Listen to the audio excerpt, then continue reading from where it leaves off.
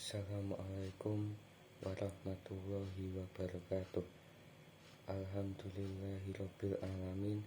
Wassalatu wassalamu ala asrofil anbiya'i wal mursalin wa ala alihi wa sahbihi rasulillahi ajmain. Amma ba'du. Pertama-tama dan paling utama, marilah kita panjatkan puji dan puji syukur kita atas kehadirat Allah Subhanahu wa ta'ala, yang mana berkat rahmat dan kurnia-Nya saya dapat berdiri di sini dalam keadaan sehat walafiat. Sholawat dan salam tak lupa kita haturkan kepada junjungan alam Nabi besar Muhammad SAW, yang selalu kita nantikan syafaatnya di yaumul akhir. Yang terhormat Ibu Hani Hidayati, SPDI MPD, selaku dosen pendidikan agama. Perkenalkan, nama saya Faris Raid Mafat, NIM 2023540005 dari Teknik Mesin Kelas A, akan membawakan pidato singkat yang berjudul Tasawuf.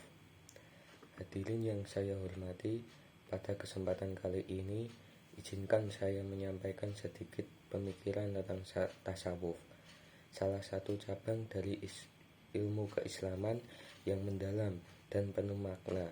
Tasawuf sering dipahami sebagai jalan menuju pemurnian jiwa dan pendekatan diri kepada Allah Subhanahu wa ta'ala melalui penghayatan spiritual yang mendalam. Tasawuf bukanlah ajaran yang terpisah dari Islam.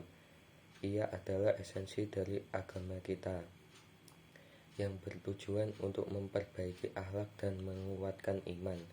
Sejarah mencatat bahwa tasawuf telah ada sejak zaman Rasulullah SAW, di mana beliau dan para sahabatnya menjalani kehidupan dengan penuh kesederhanaan, keikhlasan, dan ketakwaan yang tinggi.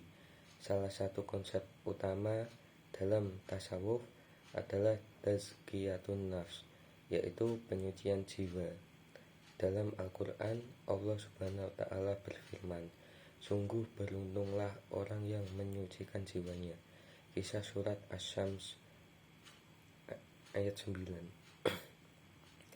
Melalui tazkiyatun nafs, seorang sufi berusaha membersihkan hatinya dari penyakit-penyakit batin seperti iri hati, sombong, dan cinta dunia yang berlebihan.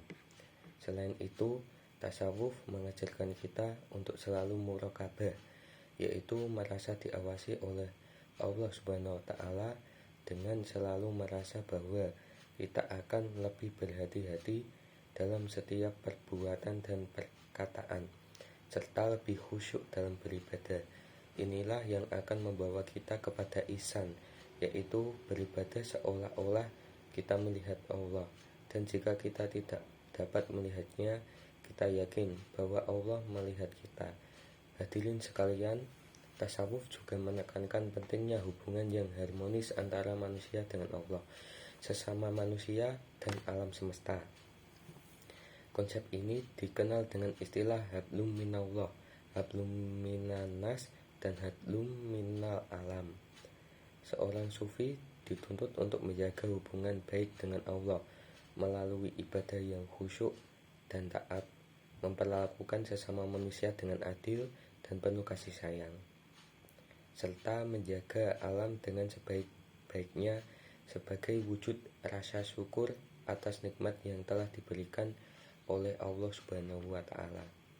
Salah satu tokoh besar dalam dunia tasawuf adalah Imam Al-Ghazali.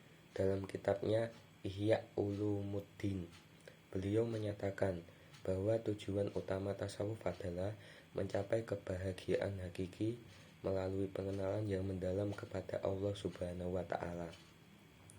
Menurut Al-Ghazali, jalan tasawuf adalah jalan yang penuh perjuangan dan pengorbanan, namun akan membawa kebahagiaan sejati yang tidak ternilai. Tasawuf mengajarkan kita untuk hidup dengan sederhana dan tidak terikat pada kenikmatan duniawi. Kekayaan sejati bukanlah harta benda yang melimpah, melainkan hati yang selalu tenang dan dekat dengan Allah. Melalui zikir dan kontemplasi, para sufi berusaha mencapai keadaan fana, yaitu meleburkan diri dalam keesaan Allah dan meninggalkan segala bentuk egoisme. Wassalamualaikum warahmatullahi wabarakatuh. Hadirin yang berbahagia, sebagai penutup, marilah kita jadikan tasawuf sebagai jalan untuk memperbaiki diri dan mendekatkan diri kepada Allah Subhanahu wa Ta'ala.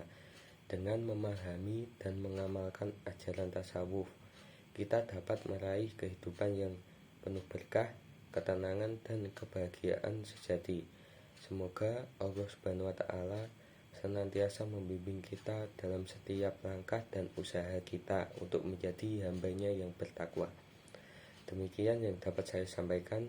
Mohon maaf jika terdapat kekurangan. Wassalamualaikum warahmatullahi wabarakatuh.